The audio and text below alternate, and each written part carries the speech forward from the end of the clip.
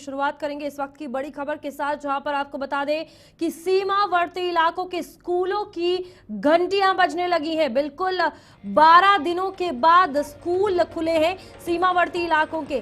सांबा के सीमावर्ती स्कूलों में आज से चहल पहल शुरू हो चुकी है। कक्षाएं लगने से पटरी पर बच्चों की पढ़ाई लिखाई आ चुकी है। लगातार भारत और पाकिस्तान के तनाव के बीच सीमावर्ती इलाकों के स्कूल जो है वो कई दिनों से बंद थे। 12 दिनों के बाद स्कूल जो है वो खुल चुके हैं। जम्मू संभाग की अगर बात की जाए तो आपको बता दें बॉर्डर से सटे इलाकों के स्कूल जो है वो देरी से खुले हैं और आज स्कूलों में चहल पहल जो है वो सीमावर्ती इलाकों में देखने को मिल रही है। जहां पर सांबा के सीमावर्ती स्कूलों में आज बच्चे स्कूल गए हैं, पढ़ाई की है। काफी खुशी भी देखने को मिल रही है बच्चों के अंदर, क्योंकि स्कूल की घंटियां जो है वो बजने लगी है। यानी कि आज से बच्चों के स्कूल दोबारा से शुरू हो रहे हैं। 12 दिनों के लिए स्कूल जो है वो बंद किए गए थे, जो कि सिचुएशन यहाँ पर बनी हुई थी। इसके चलते ये फैसला लिया गया था कि बच्चों की क्लासेस जो है वो ऑनलाइन रहेंगी, लेकिन जो बॉर्डर इलाके हैं वहां पर जो स्कूल है वो पूरे तरीके से बंद थे। फिलहाल आज उन्हें खोल दिया गया है। काफी उत्साह बच्चों के बीच भी, क्योंकि बच्चे स्कूल जो है आज पढ़ने जा रहे हैं और टीचर्स के बीच भी उत्साह है, क्योंकि वहां पर आज 12 दिन के बाद टीचर्स पहुंचे हैं। बच्चों की पढ़ाई जो है एक बार फिर से पटरी पर आ चुकी है। फिर से जो है चहल पहल स्कूलों में देखने को मिल रही है, तो काफी खुशी। इस बीच सीमावर्ती इलाकों में स्कूलों की घंटियां जो है वो बजने लगी है। तमाम बच्चे जो है वो स्कूलों की कक्षाओं में देखने को मिले और काफी खुश बच्चे नजर आए, जहां पर 12 दिन के बाद उनका स्कूल लगा है। तो यहाँ पर आज जम्मू कश्मीर में फिलहाल तमाम जितने भी सीमावर्ती इलाकों में स्कूल है वो सभी खुल गए हैं और जिंदगी जो है एक बार फिर से पटरी पर लौटी है। इस बीच आपको बता दें कि सांबा और कठुआ के सीमावर्ती स्कूलों में चहल पहल देखने को मिल रही है। तस्वीरों में आप देख सकते हैं बच्चे जो है आज स्कूल आ चुके हैं। हमारे साथ ऋषि खजूरिया हमारे संवाददाता सांबा से जुड़ चुके हैं। ऋषि, बताइएगा सांबा के सीमावर्ती इलाकों में जो स्कूल खुले हैं आज क्या कुछ माहौल देखने को मिला, क्योंकि 12 दिन के बाद एक तो तनाव था और दूसरा इस बीच बच्चों को यह भी टेंशन थी कि हमारी पढ़ाई छूट रही है। देखिए, बिल्कुल 12 दिनों के बाद एक बार फिर से जो जिंदगी है वो पटरी पर लौट आई है। इससे पहले हालात धीरे धीरे जैसे सामान्य हुए तो फेस मैनर में डिपार्टमेंट ऑफ स्कूल एजुकेशन ने स्कूल्स को खोलने का सिलसिला जो वो शुरू किया था। लेकिन अगर बात करें बॉर्डर डिस्ट्रिक्ट्स के हवाले से तो बॉर्डर डिस्ट्रिक्ट में सांबा जिला भी आता है। सांबा जिला का भी कई ऐसा हिस्सा है जो कि आईबी के साथ लगता है और यहाँ आईबी का इलाका हो, सांबा जिला का या फिर ग्रामीण शहरी इलाका हो, आज हर जगह पर स्कूल जो है ये रीओपन हो चुके हैं और बच्चों के अंदर काफी उत्साह देखा गया। हमने कुछ बच्चों से बात की है, बच्चों के अंदर काफी एक उत्साह देखने को मिल रहा था। उनका साफ तौर पर कहना था कि जो हालात ये बने थे, इन हालातों में इंडियन आर्मी ने मुंह तोड़ जवाब पाकिस्तान को दिया और कहीं ना कहीं उनको कोई भी ऐसा डर नहीं था, क्योंकि उनको भरोसा था कि भारतीय सेना जो काम कर रही है तो डरने की कोई जरूरत नहीं है। लेकिन उसी के साथ उन्होंने ये भी कहा कि थोड़ी सी पढ़ाई उनके सफर जरूर हुई है, लेकिन ऑनलाइन क्लासेस की तरफ वो बच्चे बढ़े हैं। लेकिन अब जो फिजिकली बच्चे यहाँ स्कूल में आज पहुंचे हैं तो काफी बच्चे खुश नजर आ रहे थे। टीचर से भी हमने बात की है तो उनका साफ तौर पर कहना है कि अब जो सिलेबस है, जो पेंडिंग सिलेबस गया है उसे भी कवर किया जाएगा और बच्चों को जो टेस्ट का सेशन रहता है वो भी अभी शुरू कर दिया जाएगा। लेकिन सवाल ये था कि जहां बॉर्डर डिस्ट्रिक्ट में हालात लगातार देखने को मिल रहे थे तो बच्चों का ये कहना था कि अगर ऐसे हालात आगे भी अगर बनते हैं तो हम जो है वो भारतीय सेना के साथ बिल्कुल खड़े हैं। हमें कोई चलिए, ऋषि की आवाज यहाँ पर नहीं आ रही है फिलहाल, आपको बता दें। ऋषि, आप सुन पा रहे हैं? जी बिल्कुल बिल्कुल। ऋषि, यहाँ पर एलओसी जो सीमावर्ती इलाकों के पास या आईबी के पास बच्चे रहते हैं या लोग रहते हैं वो सबसे ज्यादा सफर करते हैं इन सिचुएशंस के बीच, और दोबारा से जिंदगी नॉर्मल होना, सिचुएशन नॉर्मल होना ये एक्सेप्ट उन्होंने किया है, लेकिन कहीं ना कहीं डर अभी भी हर किसी के मन के अंदर है। देखिए बिल्कुल, अगर बॉर्डर के इलाकों की बात करें तो बॉर्डर के इलाके के लोग जो है वो हमेशा से ही शेलिंग का सामना करते आए हैं। प्रभावित वो तमाम इलाके हो जाते हैं और वहां से पलायन करके उनको जो है वो पीछे सेफ जगह पर आना पड़ता है। लेकिन अब जब बंकर्स की सुविधा जो है वो तमाम इन आईबी के इलाकों में मिल चुकी है तो बंकरों में लोगों ने शरण ली है। लेकिन इस बार की जो सिचुएशन देखने को मिली वो सिर्फ बॉर्डर तक सीमित नहीं रही है। बॉर्डर के अलावा आपने देखा कि शहरी ग्रामीण इलाकों को भी नुकसान पहुंचाने की पाकिस्तान ने जो हिमाकत की है, लेकिन उस नुकसान को पूरी तरह से हमने नहीं होने दिया। पाकिस्तान की हर कोशिश को नाकाम किया है। लेकिन बॉर्डर के लोगों का यह भी कहना है कि हमें जो हमारे इलाकों में बंकरों की सुविधा अभी तक पूरी नहीं दी गई है। हालांकि बॉर्डर्स में बंकर दिए गए हैं, इस जी। चीज से इनकार नहीं किया जा सकता। लेकिन अभी भी अगर सिचुएशन ऐसी बन जाती है तो बंकर बन जाए, वहां पर हम अपने तरीके और से शरण ज्यादा लें, नंबर बच्चों को चाहिए वहां पर बंकर रखें, के। माल मवेशी को भी जो वो नुकसान ना पहुंचे, जिसके चलते ये सुविधा जो वो एक बड़े लेवल पर हमें मिलने की जो जरूरत है, वो उस जरूरत को प्रशासन और सरकार पूरा करे, तब जाकर राहत जो वो यहाँ के लोगों को मिलेगी। लेकिन अदरवाइज बच्चों को अगर बात करें, स्कूल जाने वाले बच्चे, तो आज सारे बच्चे जो वो काफी खुश नजर आए हैं। और बच्चों का भी ये कहना है कि हम जब स्कूल लौटे हैं तो हम बच्चों से, अपने फ्रेंड से मिल रहे हैं, टीचर से बात कर रहे हैं, तमाम जो डाउट्स हैं स्टडीज को लेकर वो अपने डाउट्स क्लियर करा रहे हैं। तो उम्मीद है कि अभी आने वाले दिनों में जो हालात है वो ठीक रहेंगे, सामान्य रहेंगे और कोई ऐसी गड़बड़ नहीं होगी। लेकिन हमारी भारतीय सेना जिस तरह से डटी है, तो डरने वाली बात नहीं है। दुश्मन को लगातार मुंह तोड़ जवाब भारतीय सेना की तरफ से दिया जा रहा है और गर्व है भारतीय सेना के ऊपर। ठीक है ऋषि, रंजीव भी हमारे साथ जुड़ चुके हैं कठुआ से, हमारे संवाददाता। रंजीव, कठुआ में क्या कुछ सूरत हाल है? आज बच्चे स्कूल जा रहे हैं, क्या उनका कहना है? कितनी चहल पहल, कितनी खुशी देखने को मिली है? बिल्कुल रूपाली, मैं यहाँ पे बताऊं कि 13 दिन के बाद 7 मई को जो स्कूल भारत पाकिस्तान के बीच जो टेंशन हुई थी पहलगाम हमले के बाद, जो भारत की तरफ से जो ऑपरेशन सिंदूर लॉन्च किया गया, उसकी कार्रवाई के बाद बॉर्डर पर जो हालात उपजे थे, उसके चलते बॉर्डर के जितने भी स्कूल थे, पूरे जम्मू कश्मीर की बात करूं तो स्कूलों को बंद रखा गया था। लेकिन उसके बाद 12 तारीख जैसे ही 12 मई को हालात कुछ सुधरे तो नॉन बॉर्डर के इलाके के जितने भी स्कूल हैं उनको खोल दिया गया। लेकिन बॉर्डर से सटे जितने भी एजुकेशन जोन थे वहां के स्कूलों को बंद ही रखा गया था, जिसके चलते आज 19 मई को उनको खोल दिया गया है। और मैं कठुआ जिले की बात करूं तो करीब 2 शिक्षा जोन, हीरानगर और मडीन का शिक्षा जोन, इसमें करीब 197 के करीब प्राइवेट और सरकारी स्कूल हैं जिनमें आज सुचारू रूप से जो है क्लासें लग पड़ी हैं और बच्चे जो हैं काफी संख्या में स्कूल आ चुके हैं और काफी खुशी और उत्साह उनके चेहरों पर देखने को मिल रहा है। कोई डर या शिकन की बात उनके चेहरे पर देखने को कहीं भी नहीं मिली और शिक्षक भी काफी उत्साहित होकर उनको उनके पढ़ाई में मन लगाने के लिए कह रहे हैं और उनका कामकाज जो है बिल्कुल सही चल रंजीव, रहा है। जिस तरीके से इसके ऋषि ने साथ कहा साथ कि बॉर्डर के लोग अभी ये चीज कह रहे हैं कि बंकर जो है वो ज्यादा बनाने चाहिए, कहीं ना कहीं डिमांड लोगों की भी है, क्योंकि सह परिवार कहीं ना कहीं ये कॉन्सिक्वेंसेस फेस करने पड़ते हैं। कठुआ के लोगों का क्या कुछ कहना है इस पर, उनका क्या कुछ रिएक्शन है? देखिए, कठुआ की बात करूं तो बंकरों को लेकर पिछले दिनों डॉक्टर जितेंद्र सिंह जो पीएमओ में मंत्री हैं, जो वो उन्होंने एक दरबार लिया जिसमें बॉर्डर के लोगों की समस्याएं सुनी और पूरा प्रशासन का अमला उनके साथ था। तो उस दौरान बॉर्डर के जितने भी लोग वहां पर आए थे, उन्होंने जो बंकर बन गए हैं, उसके अलावा जो रह गए हैं वहां पर करीब 600 बंकर बनाने की मंजूरी, जो उनकी तरफ से जो कहा गया कि 600 और नए बंकर बनाए जाएंगे, उसको लेकर मंजूरी जो है वो सरकार की तरफ से दी जाएगी। और इसके साथ साथ स्कूलों में जो कम्युनिटी बंकर है और खासकर बॉर्डर के इलाके में जितने भी माल मवेशी है उनके लिए भी एक कम्युनिटी बंकर जो है वो बॉर्डर के इलाके में बनाने की कवायद। ठीक है रंजीव, ऋषि से भी सवाल लेते हैं। ऋषि, यहाँ पर कितना ज्यादा जरूरी है, जिस तरीके से लगातार भारत पाकिस्तान के बीच तनाव बना है, सिचुएशंस ऐसी क्रिएट होती रहती है। हालांकि अभी सीज फायर जो है वो चल रहा है और इस बीच एलओसी पर जो लोग रह रहे हैं उन्होंने जो चीजें फेस की, खासतौर पर अपने बच्चों को लेकर, उनका क्या कुछ कहना था? क्योंकि इस बीच एडमिनिस्ट्रेशन ने उनकी मदद की उन्हें वहां से निकालने के लिए, टीचर्स का क्या कुछ कहना था, कितना मुश्किल था, बच्चों तक पढ़ाई जो है वो नहीं पहुंच पा रही थी। ऑनलाइन क्लासेस एक तरफ शहरी बच्चों के लिए चल रही थी, लेकिन एलओसी के बच्चों ने सबसे ज्यादा फेस किया है। बच्चों से बात की थी तो बच्चों का साफ तौर पर कहना कि हमारी पढ़ाई जो वो सफर जरूर हुई है, लेकिन एक अल्टरनेट जो वो आप इस समय देख रहे हैं कि स्कूल एडमिनिस्ट्रेशन की तरफ से दिया गया बच्चों की ऑनलाइन स्टडी जो वो घर बैठकर करेंगे। लेकिन बच्चों ने और टीचर्स ने कहा कि जो फिजिकली हम बच्चों को जो वो गाइड कर सकते हैं, जो सामने बैठकर हम बच्चों के डाउट्स क्लियर कर सकते हैं, वो ऑनलाइन में कई बार नेटवर्क इश्यूज आ जाते हैं, कई तरह की दिक्कतें होती हैं। बॉर्डर एरियाज जो रहते हैं वहां पर भी नेटवर्क का इशू आता है, तो ऑनलाइन में इतनी ज्यादा जो समझ है वो बच्चों को नहीं आ पाती है। तो ऑफलाइन यानी जब स्कूल में बच्चे आते हैं तो तब पढ़ाई जो वो अच्छे से वो कर पाते हैं।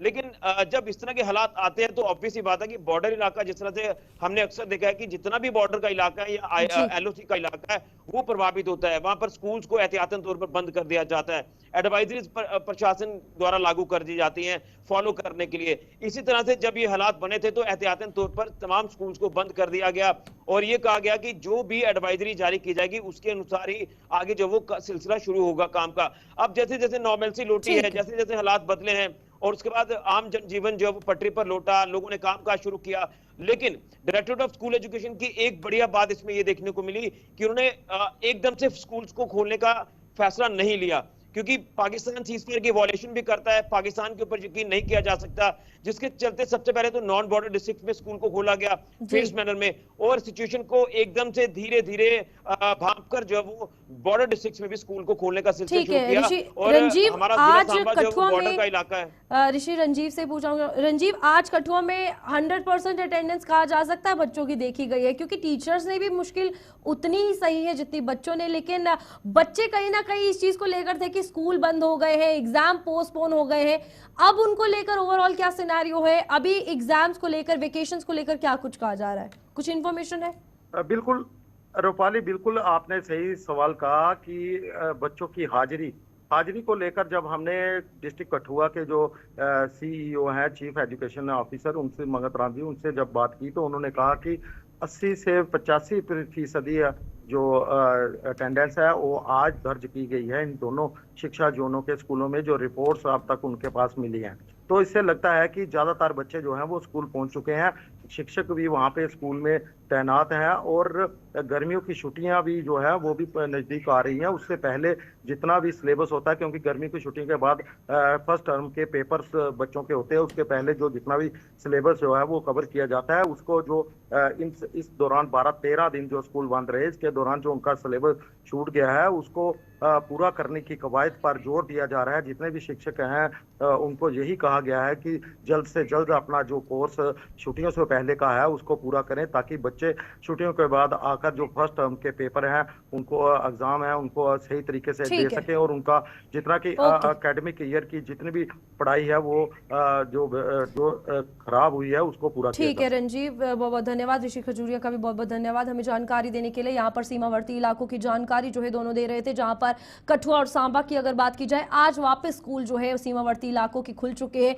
बच्चों में काफी ज्यादा खुशी है, क्योंकि 12 दिन का जो ये समय था उनके लिए काफी लंबा था, जो तनाव भारत और पाकिस्तान के बीच देखने को मिल रहा था। एक बार फिर से जिंदगी जो है पटरी पर लौटी है और बच्चे जो है वो स्कूल जा रहे हैं। सीमावर्ती पुंछ में भी आज से स्कूल खुलने पर बच्चों की रोजमर्रा की जिंदगी पटरी पर लौट आई है। आज इतने दिनों के बाद स्कूल खुलने पर सबसे पहले उन बच्चों को भावभीनी श्रद्धांजलि दी गई जिन्हें पाकिस्तान द्वारा रिहायशी इलाकों में की गई गोलीबारी में जानें गंवानी पड़ी थी। स्कूलों में आयोजित शोक सभाओं में इन बच्चों की याद में मोमबत्तियां जलाई गई और सभी ने 2 मिनट का मौन रखकर उनकी आत्माओं की शांति की कामना की। तो यहाँ पर पाकिस्तान की दरिंदगी में आपको बता दें कि 3 बच्चे जो है इसमें शेलिंग के दौरान उनकी मौत हुई और आज उन्हें श्रद्धांजलि जो है वो स्कूल्स में दी गई है, क्योंकि आज कई दिनों के बाद इन सीमावर्ती इलाकों के जो स्कूल्स हैं वो खुले हैं। जिंदगी वापस पटरी पर लौटी है, लेकिन ये नुकसान शायद ही कोई इसकी भरपाई कर पाएगा। जहां पर पाकिस्तान की तरफ से जो शेलिंग हुई इसमें 3 बच्चों की जान जो है वो गई थी और इसी के चलते आज 2 मिनट का मौन और साथ ही साथ मोमबत्तियां जो है वो जलाई गई। आज हम स्कूल के स्टूडेंट्स के लिए, हम पुंछ के लोगों के लिए कोई बहुत खुशी की सुबह नहीं है, एक बहुत ही गमगीन सुबह है। क्योंकि हमने जिस कैंपस में हम खड़े, इस कैंपस में पढ़ते 3 मासूम जानें खोई हैं, चाहे वो उर्वा और जैन हो या फिर विहान हो। और उसके अलावा हमारे पूरे पुंछ से तकरीबन 15 से 16 जाने गई हैं। तो आज हम जो लोग हैं पुंछ के, वो बहुत ही कुछ बीते दिनों से बहुत ही मायूस है। एक ही चीज़ दिल में रख के बैठे हैं कि अब हम जंग वापस ना देखें। Let us not pray for war. अब हमको ये जो तबाही हम पुंछ के लोगों ने इन पिछले बीते दिनों में देखी है, हम वापस ना देखें। जो डर हम लोगों के दिलों में बैठ गया है, जो डर अपने स्कूल्स में, अपने घरों में जाने में हमको लग रहा है, वो डर किसी तरह से हम लोगों के दिलों से निकले। अलग अलग लोगों ने अपनी जानें खोई हैं, कईयों ने अपने बाप खोए, अपनी माँ खोई है और कईयों ने अपने बच्चे खोए। और ये सब जो हम पुंछ के लोगों ने देखा है, हम 1947 के बाद से 1965 की वॉर, 71 की वॉर, करगिल की जंग, हमने सब कुछ देखा है। बट हम पुंछ के लोग शुरू से we have been standing resilient, हम खड़े रहे हैं इन सब चीज़ों के खिलाफ। और आज हमारा जब स्कूल खुला है, हमको आज बहुत ही दुख से ये कहना पड़ रहा है कि वो 3 बच्चे जिनको हम स्कूलों में अपने स्कूल के कॉरिडोर में मिला करते थे, वो 3 बच्चे जो हमारे साथ हाथ मिलाया करते थे, इन्हीं क्लासरूम्स में पढ़ते थे, आज वो हमारे बीच नहीं है। उनके परिवार दुखी है, उनके स्कूल दुखी है, और ये पूरा पुंछ और कहीं ना कहीं पूरा जम्मू कश्मीर, पूरा हिंदुस्तान दुखी है। स्कूल में मतलब हम लोग कितना अच्छे से मतलब स्कूल में पढ़ते हैं, पर जैसे जिस तरह से ये वॉर हुई उस तरह से सब कुछ डिस्टर्ब हो गया है। एंड मुझे ऐसा लगता है कि हमारे स्कूल की 3 लाइफ्स जो थी दे वो इनोसेंट, उन्होंने कुछ ऐसा किया नहीं था लेकिन फिर भी उनकी लाइफ जो है वो चली गई। तो वॉर कोई सोल्यूशन नहीं है कि आप किसी चीज़ को निपटा सकते हैं। हमें मतलब पीस, अगर पीस चाहिए तो वॉर की कोई ज़रूरत नहीं है, and war is not a good thing. तो यही मैं कहना चाहती हूँ कि हमारे स्कूल के 3 इनोसेंट लाइफ्स जो हैं वो गई हैं, उनका कोई कसूर ही नहीं था। और पुंछ में भी ऐसी कितनी जो डेथ्स हुई हैं जिनका कोई कसूर नहीं था। तो मैं ऐसा कहना चाहती हूँ कि जो वॉर है तो वो होनी ही नहीं चाहिए, एंड हमें एक ऐसा प्लेज लेना चाहिए कि पीस के लिए वायलेंस की ज़रूरत नहीं है। ये सिर्फ एक लॉस हमारे स्कूल के लिए नहीं है, ये पूरे पुंछ के लिए है, उन फैमिली के लिए। मतलब उन फैमिली को पता है कि उनके लिए इस टाइम पे ये टफ़, मतलब ये मोमेंट उनके लिए कितना टफ़ है, कितना मतलब मुश्किल से ये चीज़ हैंडल कर रहे हैं। मतलब लाइक जो जैन और जोया उर्वा की मम्मा थे, लाइक उन्होंने किस तरह स्ट्रॉन्ग, मतलब अपने आप को कितना स्ट्रॉन्ग रखा कि उन्होंने अपने 2 बच्चों को, मतलब बच्चों का जनाजा करवा के और साथ मतलब अपने हस्बैंड के साथ यहाँ से जम्मू चले गए। लाइक मतलब सल्यूट है उस माँ, मतलब उस माँ को कि जिसने इतना ब्रेव मोमेंट रखा। मैंने अपने 2019 में अपने भाई को खोया था इसी शेलिंग के दौरान में, 3 दिसंबर को। वो भी इसी स्कूल का स्टूडेंट था। बट वो चीज़, मतलब जिस फैमिली का ये लॉस जाता है ना, उसके लिए ज़िंदगी भर की जंग होती है। चाहे ये जंग एंड हो जाए ना हो, वो उनके लिए मैटर नहीं करता। जब जिनका बच्चा मतलब जिनके कज़न्स, जो भी भाई बहन जो भी होते हैं, उनके लिए ज़िंदगी भर की जंग हो जाती है। वो मतलब इस चीज़ को सहना बहुत मुश्किल हो जाता है उस जंग के लिए। और हम ये बस यही चाहते हैं कि ये जो जंग है ये ख़त्म हो जाए, लाइक ऐसा दोबारा ना हो। क्योंकि इस चीज़ में लोग मरते हैं, मतलब वो जाने जाती है, भाई जाते हैं, बच्चे जाते हैं माँ बाप के, मतलब उनके लिए मोमेंट्स के इतना मुश्किल होता है, वो कभी हम लफ्ज़ों में बता ही नहीं सकते कि उनके लिए क्या। हम बस यही मतलब बोलते हैं कि बस ये वॉर एंड हो जाए, क्योंकि ये वॉर अगर हुई तो बहुत जाने जाएंगे, बहुत लोग मरे जाएंगे, तो उस चीज़ से कोई सोल्यूशन नहीं निकलने वाला। तो हम बस यही चाहते हैं कि ये जो फायरिंग हुई है, मतलब जो वॉर चल रहा है, बस इसे एंड किया जाए। Thank you sir. मैं यही कहना चाहता हूँ कि पुंछ में काफ़ी ज़्यादा नुकसान हुआ है और हमारी पढ़ाई में भी काफ़ी फ़र्क पड़ा है। साथ में ये बॉर्डर इलाका है, यहाँ पे काफ़ी ज़्यादा प्रोटेक्शन होनी चाहिए थी, जो नहीं हुई है। तो अब हमारे स्कूल खुल गए। हमारे यहाँ के 3 बच्चों का जो हमें लॉस हुआ है, जो डोंगस महल्ले के थे, हमारे क्राइस्ट स्कूल में पढ़ते थे, वो हमें उनका काफ़ी दुख है। मौजूदा समय में हमारे देश में कुछ लोग जहां हिंदुओं और मुसलमानों को आपस में लड़ाकर देश का माहौल खराब करने में कोई कसर नहीं छोड़ रहे हैं, वहीं रियासी जिले के कांसीपट्टा गांव के मुस्लिम समुदाय ने हिंदू मुस्लिम एकता और भाईचारे की मिसाल कायम की है। इस गांव के कुछ मुस्लिम परिवारों ने चनाब दरिया के किनारे बने प्राचीन शिव मंदिर और शमशान घाट तक रास्ता बनाने के लिए अपनी उपजाऊ जमीनें दे दी हैं। मंदिर तक पहुंचने के लिए श्रद्धालुओं को पहले कच्चे मार्ग और बड़े बड़े पत्थरों के बीच से गुजरना पड़ता था, और अब मुख्य सड़क मार्ग से मार्ग कुछ ही मिनटों में हर प्रकार के वाहन से मंदिर तक पहुंचा जा सकता है। इलाके में भाईचारे की मिसाल पैदा करने वाले मुस्लिम समुदाय के लोगों की चारों ओर सराहना हो रही है। ये जो हमने रास्ता दिया, हमें किसी ने कहा नहीं, हमने अपने दिल से, ये हिंदू भाई हमारे जाते थे, रास्ता नहीं था, नाला होता था, और नाले में पैदल जाते थे, बारिश होती थी, बड़ी मुश्किलात होती थी। तो हमने बैठ के ये बात की, हमने सोचा हम दे देते हैं, 5-6-7 कनाल तक हमने दे दी, भाईचारे के लिए दी, और हमने किसी को एहसान भी नहीं किया। हम कहते हैं जो रास्ता इधर देगा उसको आगे भी मिलेगा। और जो ये जो देश में जो गड़बड़ी है, हम इसके इतने खिलाफ है, हमें इतना दुख है। वो बच्चे जो सैर करने के लिए आए थे, बाहर से आए थे, यात्रा आई थी, वो हमें भी कुछ देते हैं, हम उनसे मिलते हैं। अभी भी हमारे पास एक गाड़ी करीब वो गुजर गई है, हम उनसे बातचीत की है, लेकिन हम इसको ये गड़बड़ी है, इसको हम कोई बच्चा देश का हमारा जम्मू कश्मीर का नहीं चाहता है। ये किसी भी हिसाब से खत्म होनी चाहिए। मैंने कदम उठाया था, जो हाजी साहब है ये कभी नहीं मानता था जमीन देने के लिए, लेकिन जब ये मैंने अच्छा कदम इसने भी दे दी। ये काम करने पड़ते हैं, निकलना पड़ता है। तो कुछ लोग तो इसी के रहते हैं ना, ये जुड़ क्यों गए हैं, ये काम क्यों कर दिया है। आज हमें पहले चंद लोग थे, आज हमारे साथ हजारों सैकड़ों खड़े हो चुके हैं। जब मैंने ये जगह दी थी ना, बड़े मुस्लिम लोगों ने इतराज भी किया था, लेकिन सैकड़ों हजारों ने हमें मुबारकबाद भी दी थी। मैंने कहा यही काम होते करने वाले। और आज हमारे किए हुए काम को आप भी देख रहे हैं, सभी देख रहे हैं। हम कहते हैं हमारे वर्षों से हमारे जो भाईचारे की जो मिसालें कायम हैं वो रहेंगी, इसको कोई तोड़ नहीं सकता। जब 7वीं रात है कहते हैं ना, वो 27वीं रात होती है, तो हम जागते हम हैं रात को, मुसलमान जागते हैं, वो भी कम 10% जागते हैं, बाकी शायद कैसे रहते होंगे। लेकिन मेरे देश में उस दिन पूरे दफ्तर बंद होते हैं, छुट्टी होती है, पार्लियामेंट तक छुट्टी बनाई जाती है। उस देश में हम रहते हैं। हमारे भाईचारे को तोड़ने की कोशिश करने वाला ना वो इस्लाम के अंदर है, ना वो किसी आइन के अंदर है, वो पता नहीं कहाँ का है, क्या है, उसको समझ लेना चाहिए। अपने आतंकवादियों की बात की है, उनका एक प्रयास था कि यहाँ पे जिस तरह का माहौल है, जम्मू कश्मीर में जिस तरह का माहौल है, आपस में ये जो भाईचारा है, इस भाईचारे को खत्म किया जाए, ताकि जिस तरह से कुछ समय से आतंकवादी गतिविधियां जो थी वो कम हुई थी, लेकिन किस तरह से इनको बढ़ावा मिले। मैं कहूंगा कि ये आज रास्ते के लिए आप कवर करने के लिए आए हैं। ये रास्ते की स्टोरी भी जब आम लोगों तक पहुंचेगी तो बहुत बड़ी मिसाल होगी, और ये बहुत बड़ा तमाचा उन लोगों के लिए भी होगा जो हिंदू मुसलमान को आपस में लड़ाने का लगा।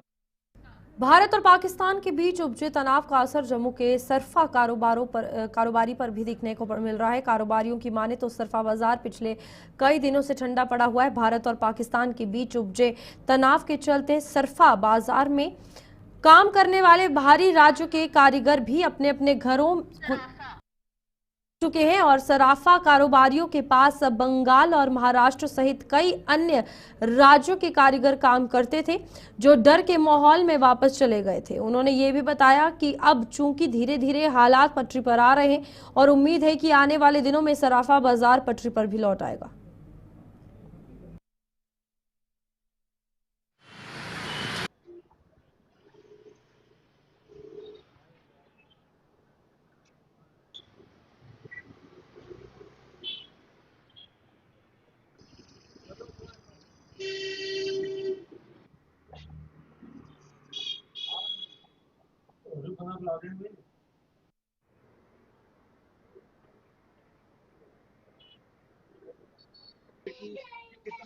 सर, जैसे ये ऑपरेशन सिंदूर उसके बाद हुआ, हमारी जितनी भी लेबर थी, वेदर वो बंगाल से थी, महाराष्ट्र से थी या लखनऊ से थी, अलग अलग डिपार्टमेंट की लेबर, वो पूरी की पूरी वापस चले गई अपने अपने गाँव में। उन्होंने भी ये चीज़ पहली बार देखी और हमने भी ये चीज़ पहली बार देखी। वो बहुत ज़्यादा डर गए और हम भी डर गए। देखो, हम तो कहीं नहीं जा सकते, हमारा बॉर्न बर्ड जम्मू में, हम तो यही जिएंगे, यही मरेंगे, कोई परवाह नहीं। वो लोग चले गए, तो अब हम उनको मैसेज कर रहे हैं कि भाई अब थोड़ा नॉर्मल हो गया है, स्टेबल, आप आइए वापस, जितनी जल्दी हो सकते हैं आप वापस आइए, क्योंकि वो मैन्युफैक्चर है, वो हमारे कारीगर हैं, वो आएंगे तो हमारा काम चलेगा। पोजीशन ये है सारी। तो अब आस्ता आस्ता बाजार की स्थिति नॉर्मल हो रही है, अभी नहीं हुई, पर आस्ता आस्ता हो जाएगी, कोई ऐसी बात नहीं, सब ठीक हो जाएगा। काम काज पे तो सर बहुत ज्यादा इफेक्ट है। जो हमारे आउटर्स के कस्टमर हैं, डोडा, किश्तवाड़, पुंछ, रजौरी, वो बिल्कुल नहीं आ रहे, और लोकल कस्टमर भी घर से नहीं निकल रहे। अभी डर का माहौल है, पता नहीं उनके मन में क्या आ गया कि कैश रखो, अभी कैश रखने का टाइम है, बट ऐसा कुछ नहीं है। गोल्ड से बढ़िया कैश कोई नहीं चीज़ है, मेरे को ये लगता है। बाकी जैसे जैसे जिसको जरूरत पड़ रही है, जिससे किसी घर में शादी है, कोई फंक्शन है, वो निकल रहे हैं बाहर, और मुझे लगता है कि इसको 1 आधा महीना लगेगा, बट ये स्टेबल हो जाएगा और होना ही पड़ेगा, और इसके अलावा कोई ऑप्शन नहीं। ये अमूमन जो कारीगर हैं सब वेस्ट बंगाल, बिहार, लखनऊ, आउटसाइडर से सारे। और जैसे ही जिस दिन युद्ध शुरू हुआ, उसी दिन दोपहर को अमूमन 90% जो हमारे कारीगर थे हमारे ट्रेड के, वो सारे के सारे यहाँ से पलायन करके अपने अपने घरों को प्रस्थान कर गए, जिससे कि आज की डेट में हमारे व्यापार में इतना बुरा हाल हुआ है कि हमारे जो दुकानदार भाई हैं, जिन कस्टमर का सामान देना था, वो तैयार नहीं हो पा रहा है। और काफ़ी हद तक ये लोग उन कारीगरों को फ़ोन भी कर रहे हैं कि आप आ जाओ, पर उनकी यही है कि अब हम घर आए हुए हैं, माहौल जैसे ठीक होगा तो उसके बाद हम आएंगे। पर तब तक जो हमारा जो ट्रेड है ये आगे बड़ा उलझा हुआ था, तो और ही ज़्यादा ये उलझन में पड़ गया हुआ है। हम यही इनसे ये कहते हैं कि यहाँ आइए और जो लोगों के काम है, आप 10-10, 15-15, 20-20 साल इनको काफ़ी हद तक जो कारीगर हैं उनको हो गए हुए हैं यहाँ पे काम करते हुए। यहीं से उनके परिवार का भी पालन पोषण चलता है। पर ये एक ही दिन में यहाँ से भाग जाएंगे, इतनी हमें भी उम्मीद नहीं थी कि ये सारे के सारे इकट्ठे पलायन कर जाएंगे यहाँ से। काम तो आप कह ही नहीं सकते हो, आगे शादियों का सीजन भी खत्म हो गया है, अब जून में भी इतनी शादियां नहीं हैं, उस वजह से भी फर्क है। पर जो ये कारीगर, जो आउटसाइडर हमारे जो पहाड़ी लोग थे, कश्मीर के पुंछ वाले हो गए या भद्रवाह डोडा वाले, ये भी अमूमन उसी दिन के 1-2 दिन के यहाँ से पलायन करके अपने अपने घरों में चल गए हुए, ताकि हम अपने परिवार के साथ इकट्ठा होकर रहें। नहीं, बिल्कुल बिल्कुल, देखो वापिस आएंगे तभी तो गाड़ी पटरी पे आएगी ना। ये सारे लोग जो यहाँ पे हैं, जो देखो बाजारों में रौनक नहीं है, कोई घूम रहा था, कोई कोई चीज लेने जा रहा था, कोई खाने जा रहा था, कोई किसी से कुछ देने जा रहा था, उससे भी काफी हद तक बाजार में उथल पुथल होती है। आज की डेट में अब सारे बाजार, आप हमारा पुरानी मंडी ले लो, मैं कल गया था, वहाँ पे बिल्कुल सुनसान। चलिए अभी के लिए बुलेटिन में इतना ही। खबरें आगे भी जारी रहेगी, मुझे दीजिए इजाजत, नमस्कार।